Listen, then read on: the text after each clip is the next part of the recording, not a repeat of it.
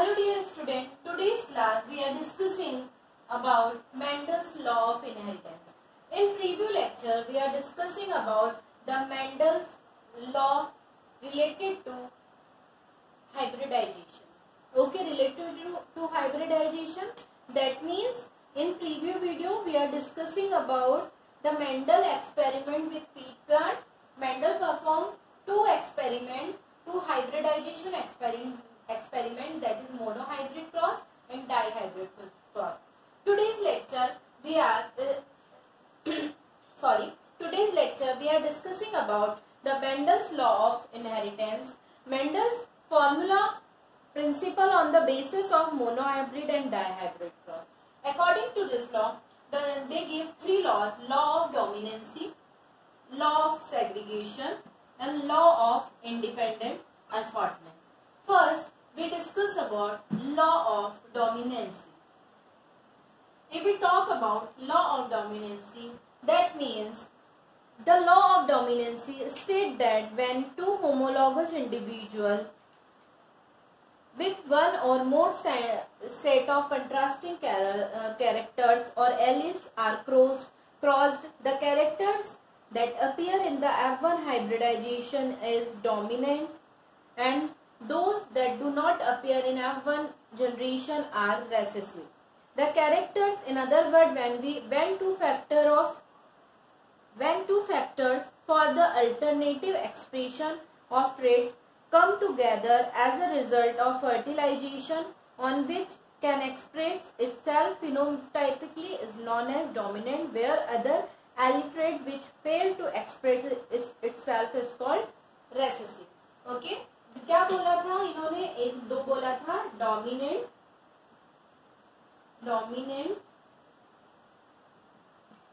and the second one recessive. I am already told you about dominant and recessive. Generally, every gene are pair of two alleles, right? Two alleles. Okay. In two alleles, there is they carry two type of character. Okay. One is dominant, another is recessive. When cross such type of character, those who show their character in F1 generation, they are called dominant, and those who do not show their character in F1 generation, they are recessive. Okay, जो अपनी F1 generation में अपनी presence को show कर देता है उसको बोला जाता है dominant, और जो F1 generation में अपने characters को show नहीं कर पाता उनको बोला जाता है recessive. ओके, यही मेंडल ने बोला था अपने लॉ ऑफ डोमिनेंसी के अंदर कि F1 जनरेशन में हमेशा क्या देखने को मिलता है. लॉ ऑफ डोमिनेंसी कहती है कि जब भी दो होमोलॉगस इंडिविजुअल वन और more than one contrasting character के बीच में क्रॉस कराया जाता है तो ऐसे समय में क्या होता है, F1 जनरेशन में जो हाइब्रिड कैरेक्टर्स हमको मिलते हैं वो ऑलवेज अपनी डोमिनेंसी को ही शो करते हैं. इसको हम एक एग्जाम्पल के थ्रू समझेंगे. जैसे क्या किया था, इन्होंने क्रॉस कराया, ठीक है, दो कैरेक्टर्स को लेके टॉल और शॉर्ट. ठीक है, दो कंट्रास्टिंग कैरेक्टर थे, एक ये वाला और एक ये वाला. जब इनके बीच में इन्होंने क्रॉस कराया तो इनको F1 जनरेशन में क्या मिले, ये F1 जनरेशन, इसमें इनको कैसे मिले, हाइब्रिड टॉल प्लांट मिले. ठीक है, इसमें टॉल प्लांट क्यों मिले, क्योंकि डोमिनेंट जीन थे जो अपनी हाइट को शो कर रहे थे और ये रेसेसिव जीन थे जो अपने कैरेक्टर को शो नहीं कर पा रहे थे. बस यही होता है लॉ ऑफ डोमिनेंस. ठीक है, what was the importance of law of dominance? The phenomena of dominance is a particular important because the harmful recessive character remain hidden by the normal dominant character in hybrids. In human being, a form of ideological diabetes, hemophilic are recessive character, hence they are remain received due to the dominancy. ठीक है, dominancy क्यों importance क्यों है?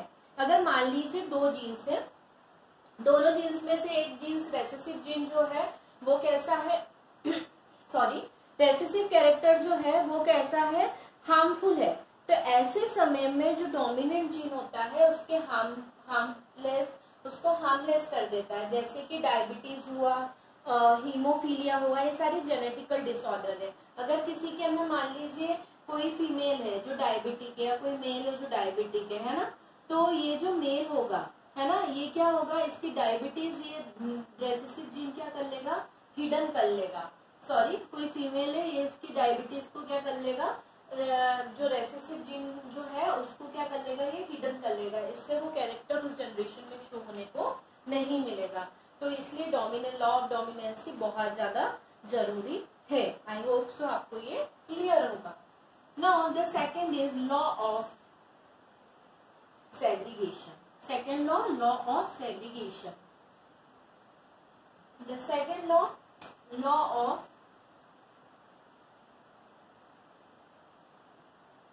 segregation. ठीक है, law of segregation की अगर हम बात करते हैं तो इसको एक नाम से और जाना जाता है, that is law of purity of gamete. Okay, law of segregation is also known as the law of purity of gamete. Law of purity of gametes. Okay, why they are called law of purity of gametes? According to this law, the allele pairs separate or segregate during the gamete formation, and their pair condition is restored by the random fusion of gamete during fertilization.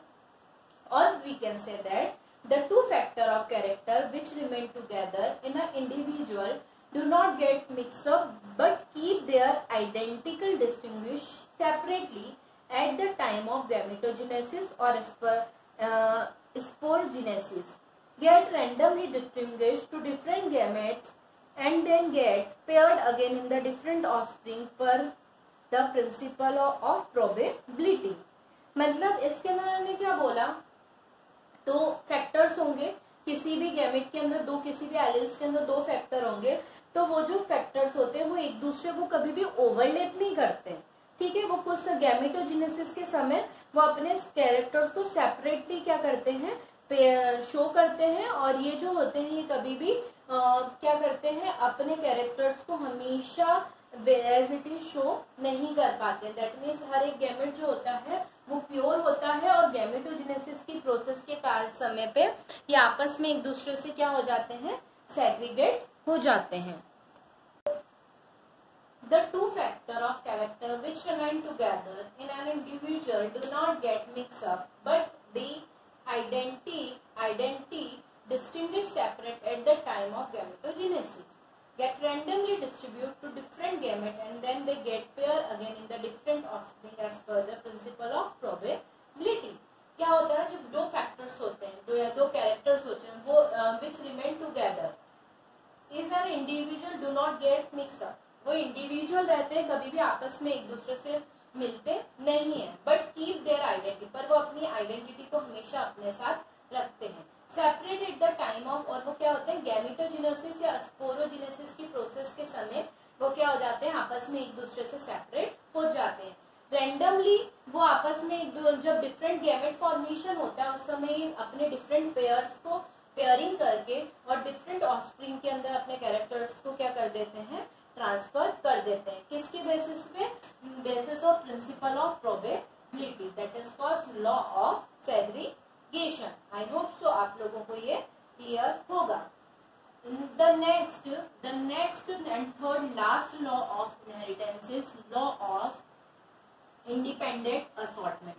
मतलब हमने first में देखा कि dominant character अपने आप को show करते हैं, सेकंड में हमने देखा हर एक गैमेट अपनी प्योरिटी को शो करता है। ठीक है, और थर्ड लॉ जो है वो हम देखेंगे लॉ ऑफ इंडिपेंडेंट असॉर्टमेंट। मतलब क्या होता है, हर एक गैमेट जो होता है वो इंडिपेंडेंटली एक दूसरे को असॉर्ट करता है। According to this law, the two factors of each character associate or segregate independently. The factor of other character are at the time of gamete formation get randomly rearranged in the offspring.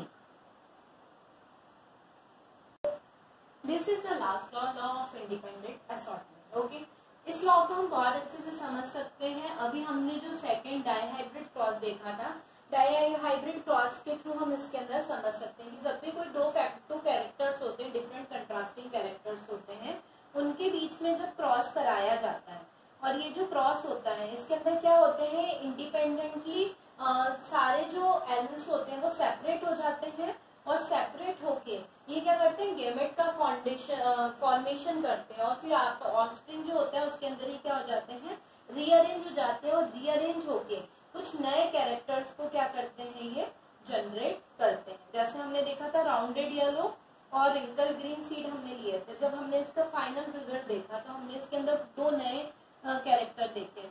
Rounded हमने देखा, rounded जो seed था उसका colour कैसा हो गया था, green colour हो गया था, और जो रिंकल्ड जो येलो सीड थे उसके अलावा एक और देखा था रिंकल्ड येलो कलर के सीड हमने देखे थे, और हमको रेशियो मिला था 9:3:3:1 का, right.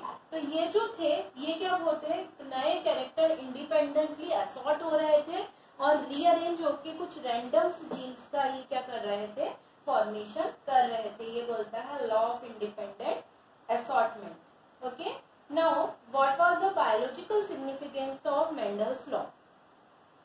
This law have partially applicable in plant and animal breeding. ठीक है, दोनों के अंदर एप्लीकेबल है ये law. With the help of this law, it is possible to produce animal and plant desirable character crossing and breeding them. Okay, हम उनकी crossing और ब्रीडिंग करा के हम चाहे मन चाहे वैसे कैरेक्टर को क्या करा सकते हैं, जनरेट करा सकते हैं, इन लॉज को फॉलो करके। The variety of diseases, resistance and time yield crop various new breed dog, horse, cows, hens etc. have been produced. इस तरीके से हम क्रॉप प्लांट की अच्छी से अच्छी वैरायटी और जानवरों की अच्छी से अच्छी वैरायटी लॉज को फॉलो करके जनरेट करा सकते हैं। ओके, ये लॉ इन्होंने दिए थे। Incomplete dominancy, the resemble on parent much more closer then the other but does not resemble it exact character, so it is called incomplete dominancy. For example 4 o'clock plant.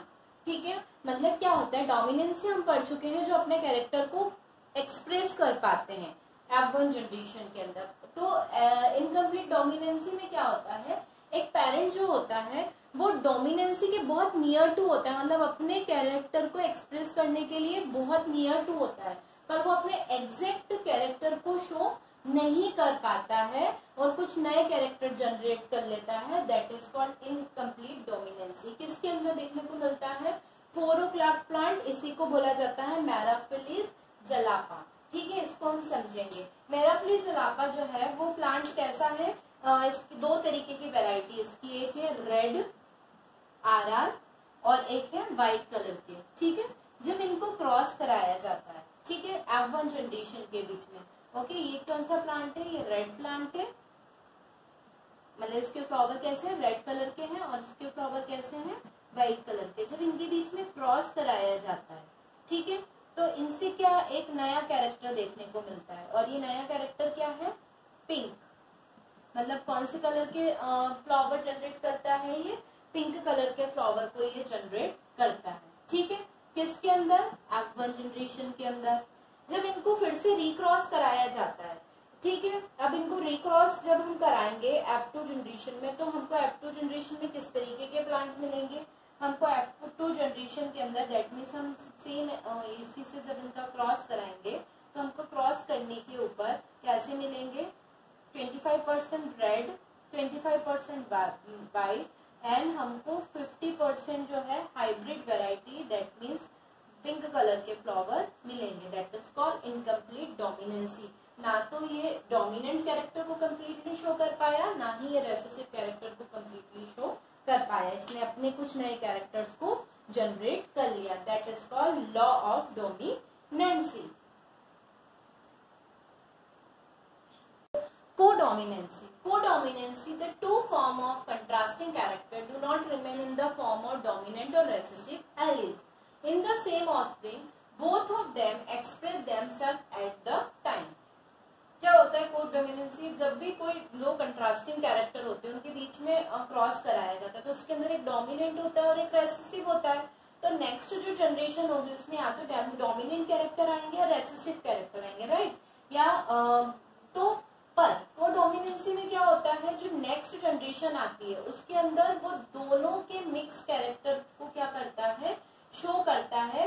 Dominant character को भी show करता है और recessive character को भी show करता है, उसे बोला जाता है कोडोमिनेंसी। इसको हम एग्जाम्पल के थ्रू समझेंगे। The example is when a red colored bull, okay, red colored bull, okay, the red colored bull is crossed with the white color of cow, okay, white color of cow, ठीक है। they create a roan calf is always produced with the mixed pattern, okay, they produce a mixed pattern that is called roan calf, okay, roan calf is mixed patches with a white or red color on the body surface. This is due to the codominancy. Both the red and white alleles are shown. मतलब क्या होता है, रोन काफ का मतलब क्या होता है कि जब लाल कलर की गाय मतलब बेल का क्रॉस कराया जाता है व्हाइट कलर की काउ से, तो उसके जो ऑस्प्रिंग होते हैं वो कैसे होते हैं, रोन काफ होते हैं। मतलब आप लोगों ने वो क्या बोलना चाहिए, भद्रंगी गाय देखी होगी जो दो कलर डबल कलर्ड होती है ना, मतलब उनके अंदर व्हाइट कलर के पैचेस भी होते हैं और रेड कलर के पैचेस भी होते हैं, दोनों तरह के, है ना। कहीं से ब्लैक कलर की दिखेगी, कहीं से रेड कलर के पैचेस उसके अंदर दिखेंगे और कहीं कहीं पे व्हाइट कलर के पैचेस दिखेंगे। वो जो होती है वो कोडोमिनेंसी को शो करती है, उनको बोला जाता है रॉन कार्व, ठीक है। तो इस तरीके का जो होता है वो कोडोमिनेंसी के अंदर देखने को मिलता है कि इनके हेयर कलर जो होते हैं वो ये शो होते हैं, ठीक है। और ये क्या किसमें देखने को मिला, F1 जनरेशन में। F2 जनरेशन जो होती है वो मिक्स कैरेक्टर लिए हुए होती है, दैट मीन्स इसके अंदर कुछ 25% तो रेड कलर के होंगे, 25% व्हाइट कलर के होंगे और जो 50% होंगे वो कैसे होंगे, रॉन काफ होंगे, जो दोनों कैरेक्टर को मतलब रेड और व्हाइट कलर के एलिल्स को अपने अंदर शो करेंगे, that is called Ron calf, okay. ये किसके कारण देखने को मिलता है, कोडोमिनेंसी के कारण देखने को मिलता है। आप लोगों ने अपने आसपास बहुत इजीली इस तरीके की गाय देखी होंगी। मल्टीपल एलिलेंस और inheritance of blood group. If we talk about this form, there are the two alternative form of each trait has 7 pair of contrasting characters studied by Mendel. Mendel ने अपनी स्टडी में क्या किया था कि 7 पेयर ऑफ कंट्रास्टिंग कैरेक्टर के बारे में स्टडी करी थी। हमने सिर्फ ये पढ़ा है कि दो तरीके के होते हैं, एक डोमिनेंट होता है और एक रेसेसिव होता है। ये दोनों जो एलिल्स होते हैं, डोमिनेंट एलिल्स और रेसेसिव एलिल्स, इनके अलावा भी स्टडी किया गया है कि कुछ अल्टरनेटिव जीन और अल्टरनेटिव एलिल्स जो होते हैं वो देखने को मिलते हैं, और ये जो अल्टरनेटिव एलिल्स होते हैं इन्हीं को बोला जाता है multiple alleles, that mean dominant और रेसेसिव के अलावा। इसका एक बहुत अच्छा एग्जाम्पल जो है वो हम ह्यूमन ब्लड ग्रुप से पढ़ सकते हैं। जनरली ह्यूमन जो होते हैं इसका अच्छा एग्जाम्पल है ह्यूमन का ब्लड ग्रुप। हमारा ब्लड ग्रुप क्या होता है, AB और O। जनरली अगर हम बात करते हैं जीनोटाइपिकली और फिनोटाइपिकली, तो ह्यूमंस के अंदर क्या कौन कौन से ब्लड ग्रुप देखने को मिलते हैं, blood group that is AB, right, AB and O, okay.